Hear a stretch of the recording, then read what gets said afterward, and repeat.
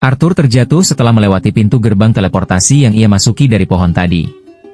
Thesia memberitahu Arthur kalau mereka sudah sampai di tempat tinggal Thesia. Arthur terpukau melihat pemandangan kota elf yang ada di depan matanya, tapi keberadaan Arthur itu sendiri tidak disukai oleh para penduduk elf di sana.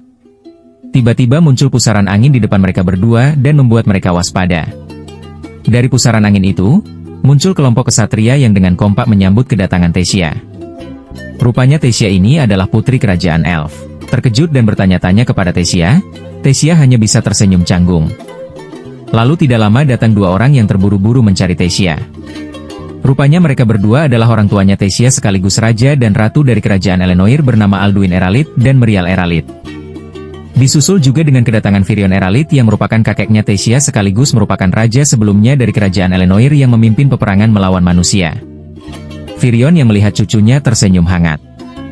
Arthur mendorong Thesia untuk segera menemui keluarganya. Keluarga Thesia senang karena Thesia kembali dengan selamat. Arthur yang melihat momen tersebut jadi memikirkan bagaimana reaksi orang tuanya jika Arthur seperti Thesia. Alduin berterima kasih kepada Arthur dan memintanya untuk datang menuju ke kediamannya dengan sorot mata yang terlihat seperti memerintah. Arthur menunduk berterima kasih atas hal itu, dan Thesia langsung menarik lengan Arthur mengajaknya pergi dengan wajah senang membuat keluarga serta prajurit elf itu terlihat terkejut. Arthur ternganga takjub melihat istana kastil dari kerajaan elf. Arthur dibawa masuk ke dalam kastil oleh Thesia. Ia merasa pening karena rasanya seperti ia masuk dunia dongeng. Merial menyuruh para pelayannya untuk melayani Arthur agar bisa beristirahat. Arthur berterima kasih, tetapi ia harus menjelaskan terlebih dahulu apa yang telah terjadi sebelumnya kepada mereka. Mereka pun berkumpul di sebuah ruangan di mana Arthur duduk bersama dengan keluarga kerajaan elf dengan para pengawal di belakang mereka. Arthur berdiri dan menunduk, memperkenalkan diri kepada keluarga kerajaan elf sebagai orang dari desa kecil. Mereka cukup terkejut karena sikap Arthur yang terlihat cukup dewasa dan Alduin menyuruh Arthur untuk menceritakan apa yang terjadi sebelumnya.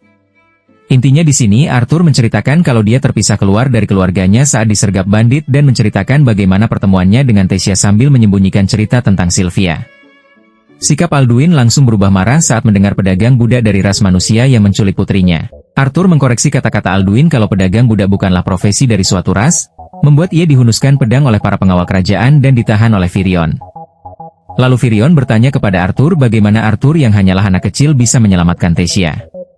Arthur mengaku kalau dia adalah ahli sihir, jadinya dia bisa menyingkirkan para pedagang budak dan menyelamatkan Thesia. Salah satu pengawal mengeluarkan pedangnya karena merasa Arthur berbohong. Virion menatap tajam kepada pengawal itu agar ia tidak berbuat macam-macam dan pengawal itu pun terdiam. Arthur bangkit dari kursinya dan berkata kalau ia tidak peduli mereka percaya atau tidak kepadanya, yang penting Thesia sudah pulang dengan selamat. Dan yang Arthur inginkan sekarang hanyalah kembali kepada keluarganya di kerajaan Sapin.